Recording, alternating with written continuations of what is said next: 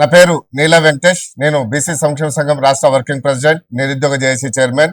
ఈరోజు జాతీయ బీసీ సంక్షేమ సంఘం అధ్యక్షులు, రాజ్యసభ సభ్యులు ఆర్ కృష్ణ గారి ఆదేశాల మేరకు డెలిగేట్ కమిషన్ యొక్క నిర్ణయాలను సేకరించినటువంటి కమిటీ విధి విధానాలను గతంలో రాష్ట్ర ప్రభుత్వం హైకోర్టు చెప్పినటువంటి నివేదిక సంవత్సరం ఒక నెల లోపలనే ఇవ్వాలని చెప్పినటువంటి ఆదేశాలు అవి పక్కకు పెడితే 2 రోజుల కింద మరి బీసీ సంక్షేమ సంఘం జాతీయ అధ్యక్షులు, రాజ్యసభ సభ్యులు ఆర్ కృష్ణ గారి డెలిగేట్ కమిషన్ ని మరి మంత్రివర్యులు పొన్నం ప్రభాకర్ గారి అధ్యక్షతన జరిగిన కార్యక్రమంలో మరి అవకతవకలు ఎక్కడ జరిగినాయి, ఎక్కడ లోపాలు జరిగినాయి, మన బీసీల వాళ్ళు ఎందుకు వెనుకబడిపోతున్నారు, ఎందుకు లెక్కలు సరైనటువంటి పద్ధతిలో మరి సక్రమంగా సేకరించలేదు అని చెప్పి మరి అన్ని కుల సంఘాలను కూర్చోబెట్టి మరి పరీక్షలకు తీసుకొస్తే మరి మినిస్టర్ గారు ఒక్కటే మాట చెప్పారు, దీన్ని తప్పకుండా నివేదికను మళ్ళా సవ్యంగా జరిగే విధంగా దాని కార్యక్రమాన్ని రూపుదిద్దే విధంగా ఒక కమిటీని ఏర్పాటు చేసి వెంటనే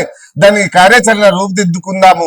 డెలిగేట్ కమిషన్ యొక్క తీసుకున్నటువంటి కార్యాచరణ ఏమైతే ఉన్నాయో అవన్నీ కూడా మరి తీసుకొని తెలియపరిచే విధంగా చేద్దామని అనే లోపలనే మరి ఈ లోపల మరి ఒక డెలిగేట్ కమిషన్ వెంకటేశ్వరరావు గారిని మరి నేను ఒత్తిడి పెట్టడానికి, ఆయన ఒక చిన్న పిల్లగాడు కాదు.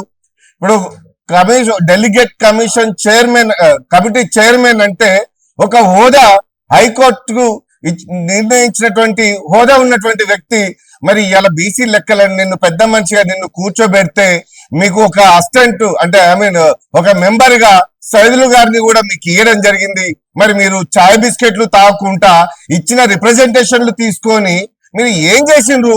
ఏ గ్రామాలలో, ఏ జిల్లాలలో నిరుద్యోగులు ఎంతమంది, నిరక్షరాస్యులు ఎంతమంది, ఉద్యోగులు ఎంతమంది, రైతులు ఎంతమంది, విద్యార్థులు ఎంతమంది, మహిళలు ఎంతమంది, చిన్నపిల్లలు ఎంతమంది, పెద్దవాళ్ళు, ముసలి వాళ్ళు ఎంతమంది, అదేవిధంగా లోకల్లో అంటే రాష్ట్రంలో ఉన్న వాళ్ళు ఎంతమంది, వలస వెళ్ళిపోయిన వాళ్ళు ఎంతమంది, ఇవన్నీ కూడా ప్రక్షాళన చేయాల్సిన బాధ్యత డెలిగేట్ కమిటీకి ఇవ్వడం జరిగింది. ఇవన్నీ ఎక్కడ జరిగిండ్రు? మీరు ఏం చేసిండ్రు? అంటే టీ బిస్కెట్లకే మీరు పరిమితమైనరా? అరే గతంలో తెలంగాణ బీసీ కమిషన్ వకేబరణ కృష్ణమోహన్ గారిని చూసి బుద్ధి తెచ్చుకోవాలి ఈ కాంగ్రెస్ ప్రభుత్వం. అరే గతంలో వచ్చినటువంటి నివేదికలను ఇతర రాష్ట్రాల ముఖ్యమంత్రులను కూర్చోబెట్టి నివేదికలు ఇచ్చి పేపర్ ప్రకటనలు ఇచ్చారు. ఈ రోజు బీసీ కమిషన్ ఎక్కడ పోయింది? వెంకటేశ్వర్ గారు, మీరు మరి గౌరవనీయులు పెద్దలు మరి రాష్ట్ర ప్రధాన కార్యదర్శి మరి మేడం గారికి ఇచ్చినటువంటి నివేదిక రాష్ట్ర ప్రభుత్వానికి పేపర్ ప్రకటన ఇచ్చారా? మీడియా పరంగా మీరు చెప్పారా? మేము ఏ విధంగా ఏం చేసినాం, ఏంది, లెక్కలు ఎక్కడ ఎన్ని ఉన్నాయి, ఎంత ఇచ్చినాం అనేది మీరు ఒక్కసారి ప్రజలకు నివేదిక అందజేశారా? మరి మిమ్మల్ని పెట్టుకునేది ఎందుకు?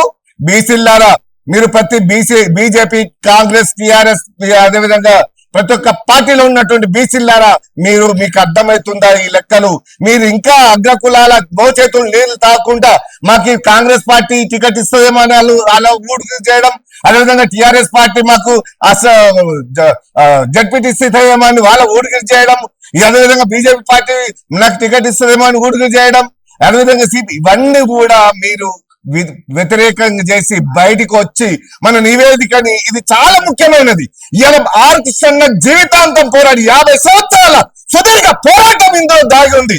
రాష్ట్ర ప్రభుత్వం ఇలా రాహుల్ గాంధీ గారు కృష్ణన్న గారి చెమట ఉద్యమాన్ని ప్రకటించి కామారెడ్డి డిక్లరేషన్ ప్రకారం ముఖ్యమంత్రి రేవంత్ రెడ్డి గారిని కూర్చోబెట్టి తెలంగాణ డెలిగేట్ కమిటీని ఏర్పాటు చేసి తెలంగాణ చేపడితే మీరు నిమ్మకు నీరెక్కినట్టు ఇండ్ల పండుకొని ఛాయలు తాగుకుంటా, బిస్కెట్లు తినుకుంటా, వాట్సాప్లు చేసుకుంటా, మా కులాలు ఎంతమంది, నాకు కాంగ్రెస్ టికెట్ ఇస్తుందా, నాకు బీజేపీ టికెట్ ఇస్తుందా, నాకు వైసీపీ టికెట్ ఇస్తుందా, లేకపోతే నాకు బీఆర్ఎస్ టికెట్ ఇస్తుందా అని మీరు కలలుగానే ప్రపంచంలో నుంచి బయటికి రండి.